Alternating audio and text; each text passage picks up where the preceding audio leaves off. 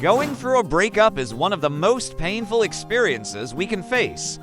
It can feel like your world is collapsing, leaving you feeling lost, hurt, and utterly alone. If you're watching this, you're probably navigating that storm right now, and I want you to know you're not alone and you will get through this.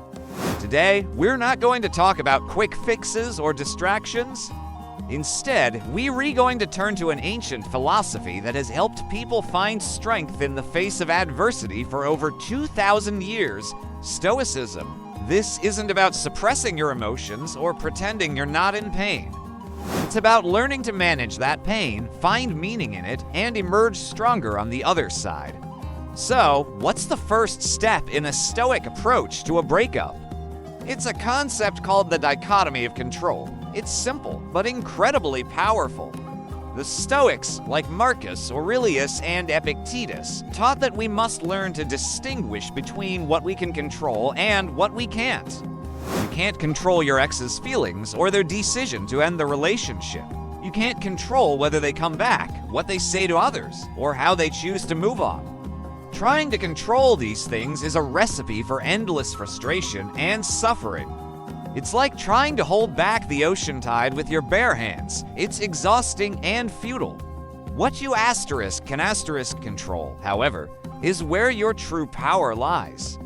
You can control your own thoughts, your judgments, and your actions. You can control how you respond to this pain. You can choose to treat yourself with compassion. You can choose to focus on your own well-being. This is the only game you can actually win. So, the first step is to consciously let go of what you cannot change. Acknowledge the pain, but release the desperate need to control the external situation. Your focus must now shift inward to your own mind and your own recovery. Let's talk about the pain itself. The initial shock and grief can be overwhelming. A Stoic doesn't deny this pain. They embrace it as a natural part of the human experience. The philosopher Seneca wrote that we suffer more often in imagination than in reality. Think about that. Much of our suffering comes not from the event itself, the breakup, but from the stories we tell ourselves about it. I'll never find love again. I'm not good enough. My life is over. These are judgments, not facts. The Stoic practice here is to observe your emotions without judgment. When a wave of sadness hits, don't fight it. Instead, say to yourself, I am feeling sadness. This is a natural response to loss. By labeling the emotion and observing it, you create a little bit of space between you and the feeling. You are not your sadness. You are the person experiencing sadness. This small shift in perspective prevents the emotion from completely overwhelming you. It stops you from spiraling into catastrophic thinking and allows you to process the feeling without letting it define you. Now, let's address one of the biggest sources of post-breakup pain: attachment to a specific outcome. You had a vision for your future, and that vision included your ex. Now, that future is gone, and it hurts. The Stoics had a practice for this called premeditatio malorum, or the premeditation of evils. It sounds grim, but it's actually a tool for building resilience. It involves contemplating the potential loss of things we value. While you were in the relationship, a Stoic might have occasionally reflected on the fact that it could end. Not to be pessimistic, but to appreciate it more in the present and to be better prepared if the loss did occur, but you're past that point now. The loss has happened. So, how do we apply this concept? You can use it to reframe your perspective. The Stoics believe that nothing is truly ours forever. People, possessions, and circumstances are all on loan from the universe. Cherish them while you have them, but understand their temporary nature. Your relationship was a part of your journey, not the entire destination. Be grateful for the good times you had, for the lessons you learned, and for the love you experienced. See it as a chapter that has now closed, not as the entire book being thrown into the fire. This perspective helps reduce the sense of personal injustice and allows for a more graceful acceptance of reality. Okay, so we're distinguishing what we can control, observing our emotions, and reframing our attachment. What's next? Action. A Stoic is not passive. They are a person of action, focused on virtue and purpose. After a breakup, it's easy to fall into a state of inertia, wanting to do nothing but lie in bed and ruminate. The Stoic response is to take deliberate, virtuous action, no matter how small. Virtue for a Stoic means living in accordance with reason and nature. It means courage, justice, temperance, and wisdom. How does this translate to your daily life? Courage isn't about being fearless. It's about getting out of bed even when you don't want to. It's about reaching out to a friend for support even when you feel like isolating yourself.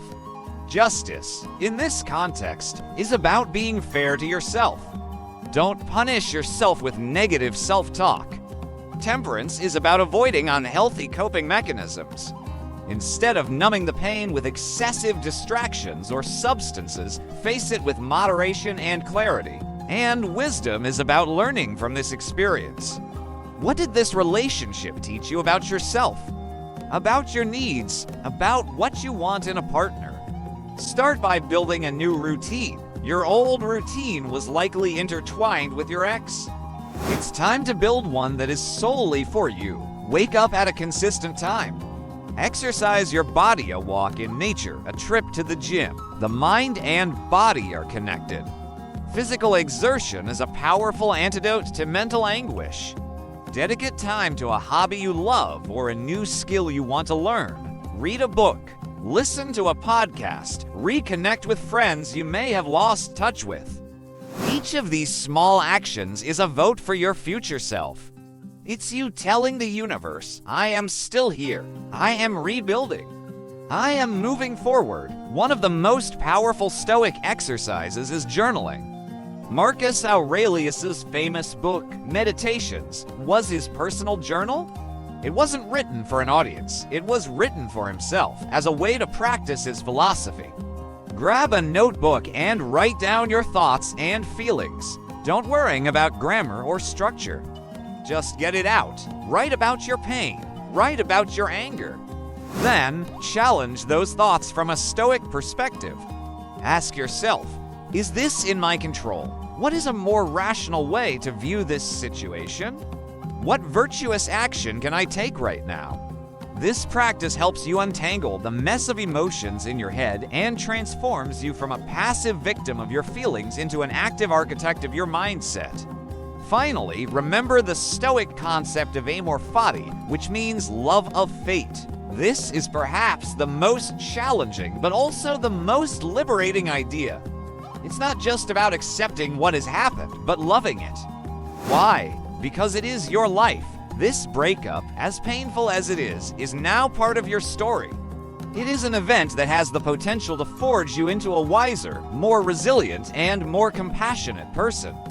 To love your fate means to embrace everything that happens to you, the good and the bad, as necessary for your growth. You wouldn't be the person you are today without your past experiences, and you won't become the person you're meant to be without overcoming this present challenge. So, instead of wishing it hadn't happened, can you find it in yourself to say, thank you? Thank you for the lessons. Thank you for the strength I am now forced to build. Thank you for clearing a path for a new future I cannot yet see. This is the ultimate act of taking control, finding benefit and opportunity in the very heart of adversity. This journey is not easy, and it won't happen overnight.